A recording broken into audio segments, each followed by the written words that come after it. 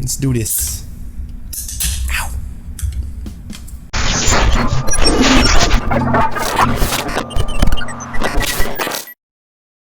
Hey everybody, this is me, Trey Trimble. The guy you've been asking questions to. I took an Instagram question and asked if you had any questions for me, and here they are. If I'm not good at answering these, feel free to message me for more specifics. Some of them I tried to cut out because they were super similar to other questions. Let's get right into it. First question: what video games do you like? I like the open world exploratory kind of games. I'm currently beating Far Cry 5. I've beaten Fallout 3, New Vegas, and I'm working on 4. It takes me a while to beat these games because I do enjoy exploring and just getting lost in this vast world of whatever it may be. I will say, though, I have a heart for the classics, the Super Nintendo, the Sega Genesis, the NES. I've still got my original NES. I have 2 of those. They still work. I've got original Super Nintendo, still works. The Genesis still works. The original Game Boy still works. The 64 works. The PlayStation 1 works. The PlayStation 2 works. And it is the fat PS2. I got lucky. Next question. Tell us about yourself. Well, that's broad. I was homeschooled all the way through. I took college prep classes in my high school education, and I finished those. I applied to 2 colleges, got accepted into both, and did nothing with it.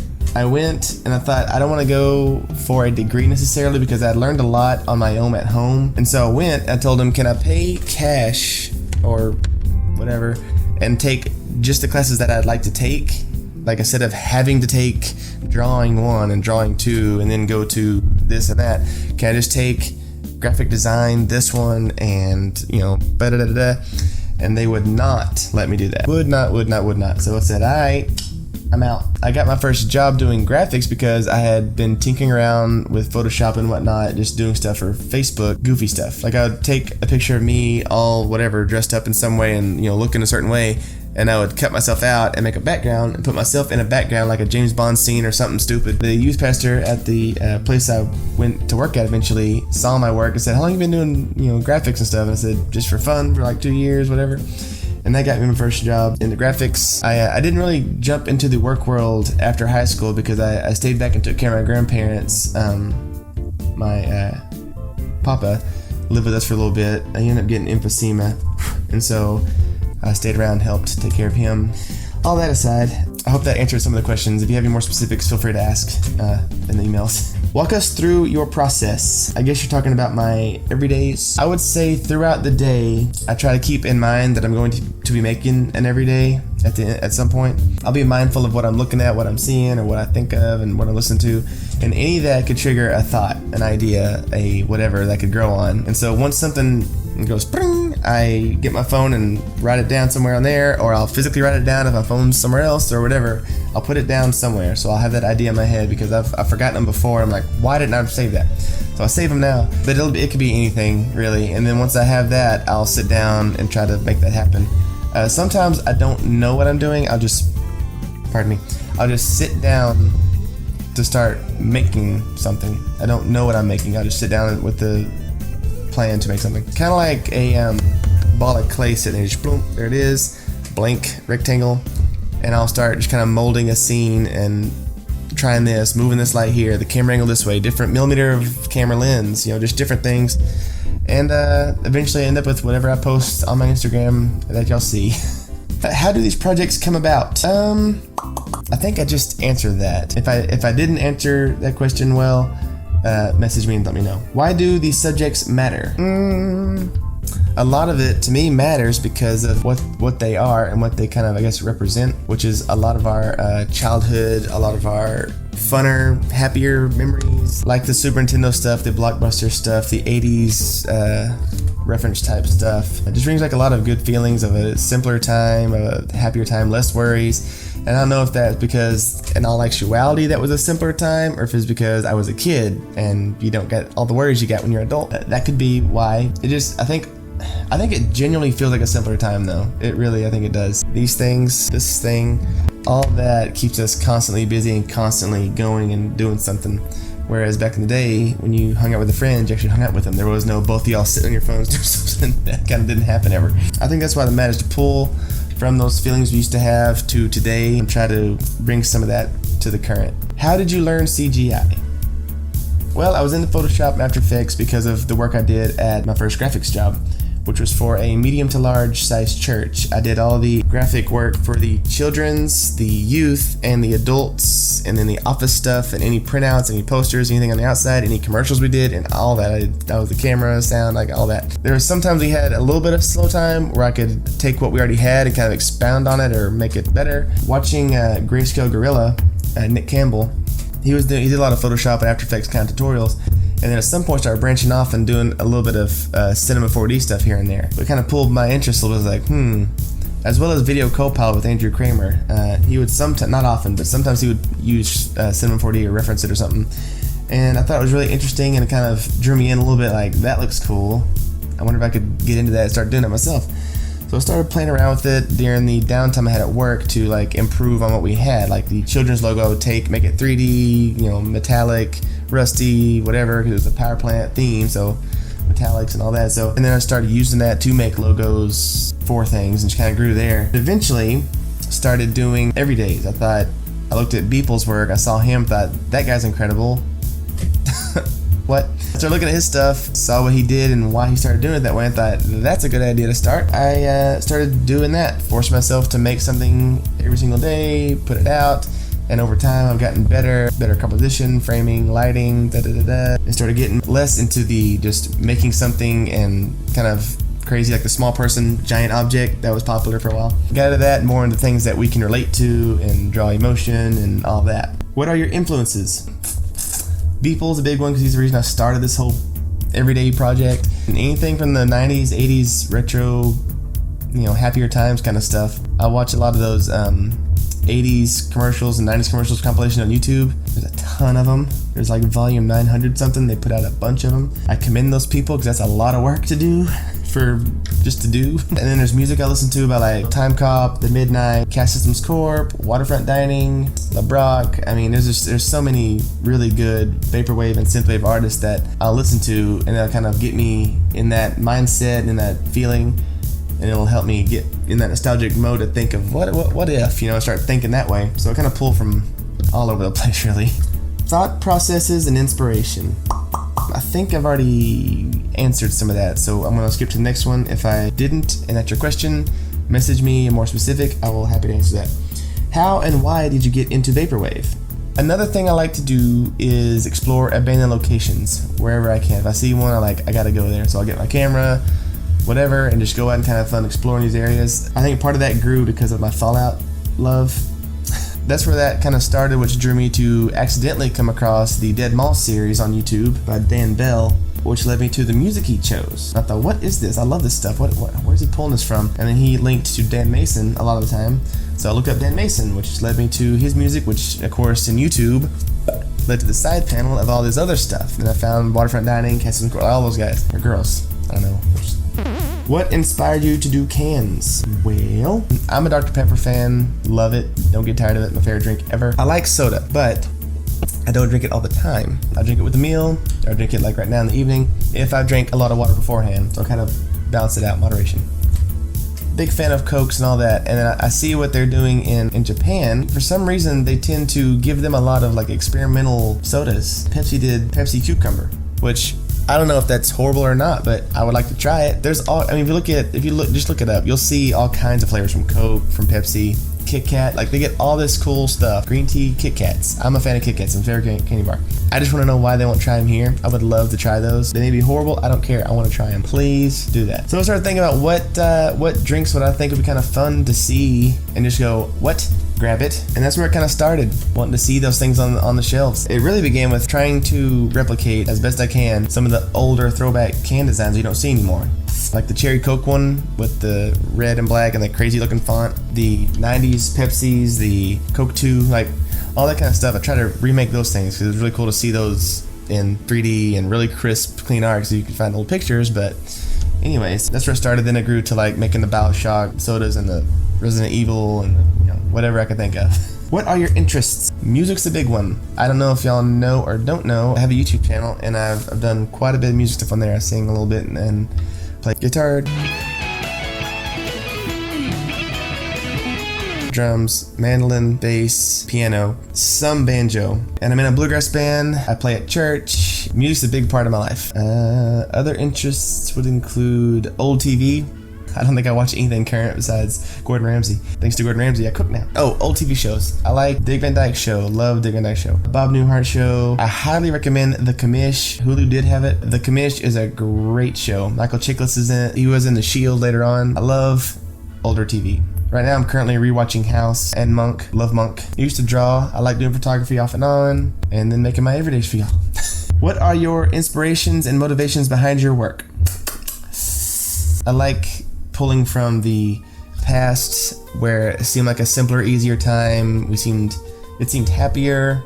It seemed like it was more fun. Everything wasn't surrounded by politics. I don't know, it's a different time we live in. I enjoy pulling from those because as much as I enjoy tablets, phones, Netflix, Hulu, Amazon Prime, Pluto TV, you name it, I use all of that. I love it. I'm grateful. We're blessed. I do miss the Blockbuster stuff. Like that was a treat. It was fun to go there, hoping to see the movie you've been wanting to see.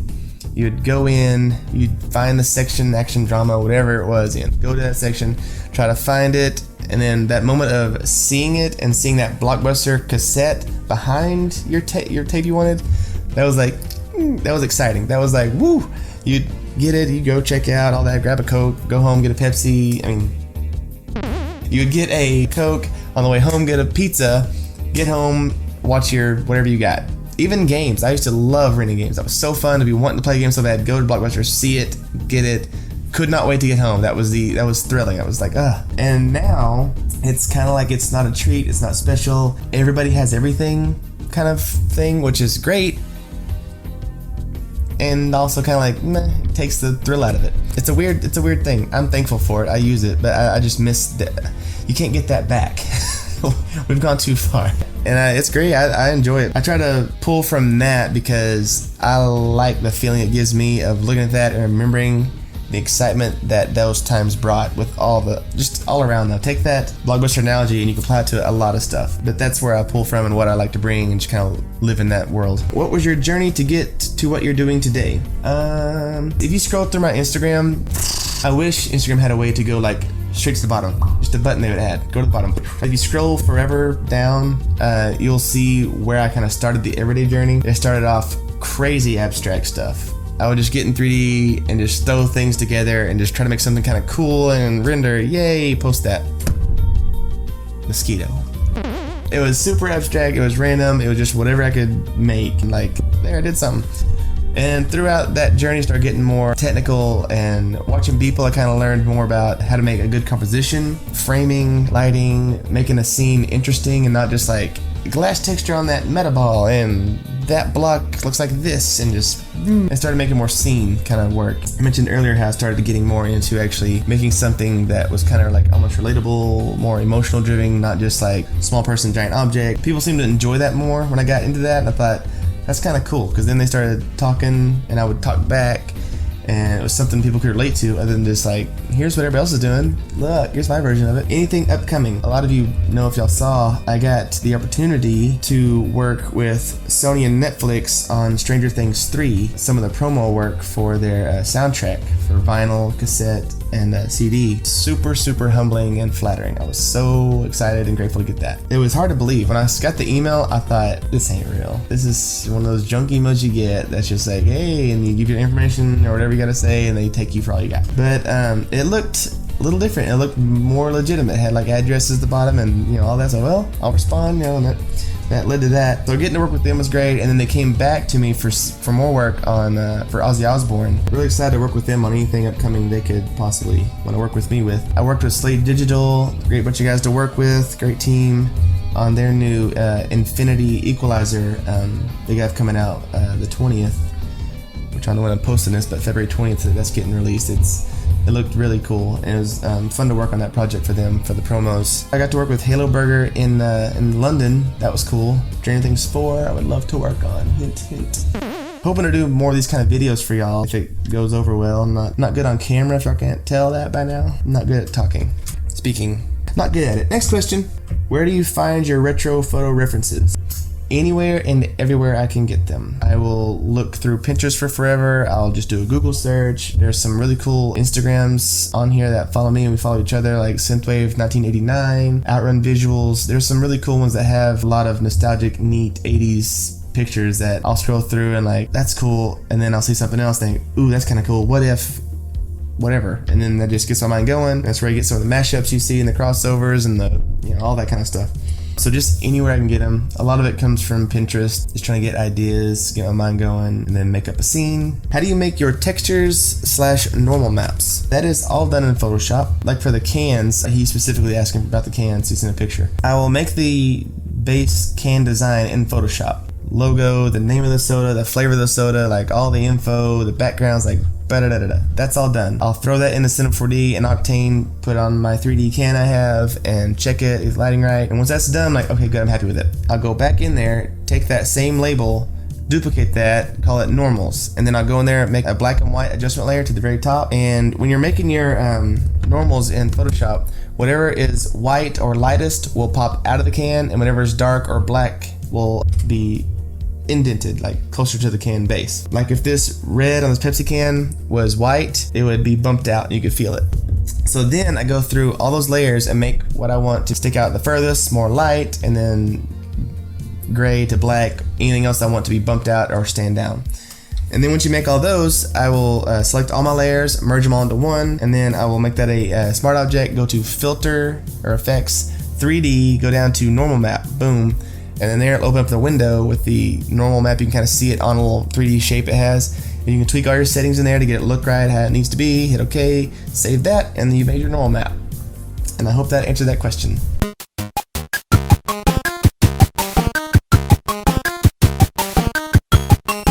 Where do you get your music from? Mostly from YouTube. Like I mentioned earlier, some of the artists that I've mentioned, Dan Mason, Waterfront Dining, Cassis McCorp, all those guys. There's a ton of ones that aren't as, I guess, popular, but have some really good stuff too, like Clinton Affair, Bodyline, I think is the name of it. There's some really good ones out there though, but it's all from YouTube. I'll stumble across one and just go down a rabbit hole.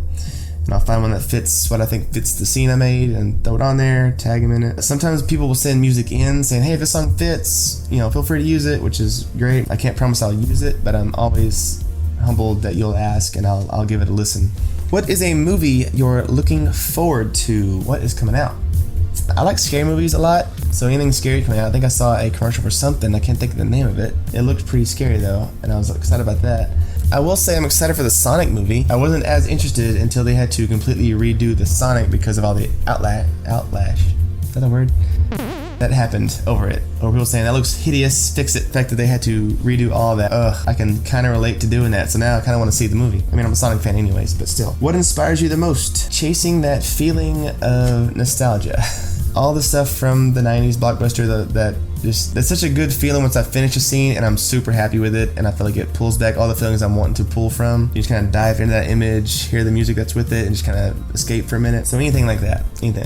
Which programs do you use? I start with Photoshop, then I go to Cinema 4D plus Octane, then I go to After Effects and finish things out. I rarely use Audacity or anything else, so it's typically just Photoshop, Cinema 4D and Octane, and After Effects. That's my trifecta. I spit them out, and that's what I use. Have you ever tried Blender? No, I haven't. Maybe I should, but once I learn something, I typically don't want to let's try to learn this one now unless I have to. If I got Cinema 4D down and I understand it well enough where I can make stuff, I'm happy. I don't have a reason to learn 3ds Max, Maya, or anything else. So typically I won't do that. But I have gotten curious and I've seen some pretty slick renders coming out of Blender from people. Of like, okay, I see you, Blender. How long does it take you to do your dailies? That depends on the scene, I guess, obviously.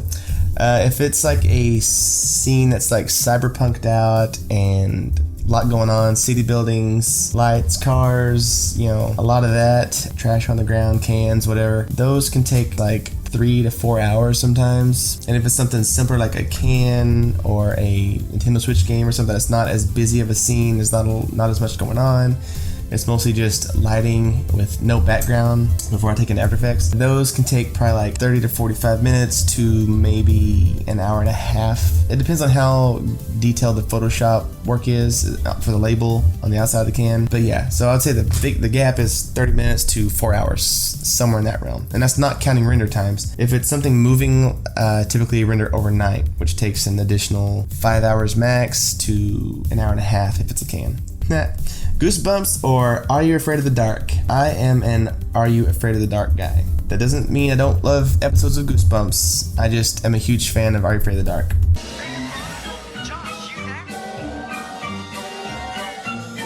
I grew up watching that every time it came on. That's probably why I love scary movies. I hope I answered all you guys' questions to the fullest. If I did not, feel free to message me your question with more specifics, and I will try to make another video if I get enough of those in. I want to make sure I answer that for you guys. I'm super humbled that y'all do follow me and are here. I'm glad to have y'all. I respond to every comment. I eventually get to every message. There's times I get behind and I apologize. There's times I didn't catch them because they were thrown into that whole accept or decline message request thing. I don't know how that works because sometimes I'll just go in my inbox and sometimes I'll go through that. I'm not sure, so I apologize on delays on that. But I'm just super happy to have you guys. It's a blast, like when you guys comment and see what you guys have to say about the render or what y'all relate to or think would be a cool idea if it really existed. Like, it's just super fun, and it keeps me going on making these for y'all. I'm just glad y'all are here. I appreciate it. Thanks so much for watching this. I hope I didn't ramble too long. I'm not good at these. I hope to get better. But yeah, thank you so much, and I'll catch you guys next time. Oh, that was horrible. I am not good at this. 33 minutes. Goodness.